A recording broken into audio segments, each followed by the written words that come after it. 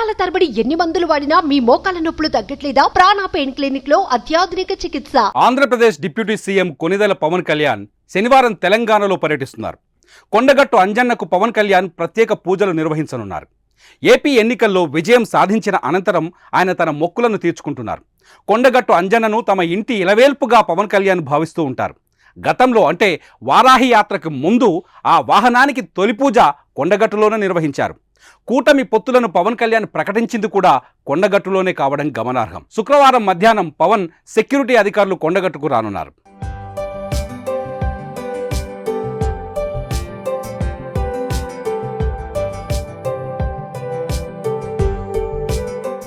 పవన్ టూర్కు భారీ ఏర్పాట్లు చేస్తున్నట్లు తెలంగాణ జనసేన నేతలు తెలిపారు. శనివారం ఉదయం 7 గంటలకు మాదాపూర్ నివాసం నుంచి కొండగట్టుకు పవన్ బయలుదేరతారు. రోడ్డు మార్గాన కొండగట్టుకు జనసేన అధినేత చేరుకుంటారు. మరో ఇంట్రెస్టింగ్ విషయాన్ని కూడా జనసేన శ్రేణులు ఈ సందర్భంగా వెల్లడించాయి. తెలంగాణలో జనసేన బలోపేతంపై పవన్ కళ్యాణ్ ఫోకస్ పెడుతున్నట్లు ప్రకటించారు.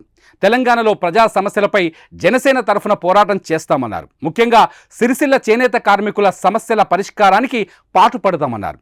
జనసేన పార్టీ లేకుండా తెలుగు రాజకీయాలు ఉండవని స్పష్టం చేశారు. ఏపీలో జనసేన విజయం తెలంగాణలో ప్రభావం చూపుతోందని ఆశాభావంతో జనసేన శ్రేణులు ఉన్నాయి. కాంగ్రెస్, బీఆర్ఎస్, బీజేపీ సహా ఇతర పార్టీల వారు జనసేనలో చేరుతారని భావిస్తున్నారు. తెలంగాణ స్థానిక సంస్థల ఎన్నికల్లో జనసేన పోటీ చేయాలని పవన్ను కోరుతామని జన సైనికులు అంటున్నారు. జనసేనలో పనిచేయడానికి యువత ఉత్సాహంగా ఉన్నారని తెలంగాణ జనసేన నేత సాగర్ స్పష్టం చేశారు. ఈ క్రమంలో తెలంగాణలో పవన్ టూర్ ఆసక్తికరంగా మారింది.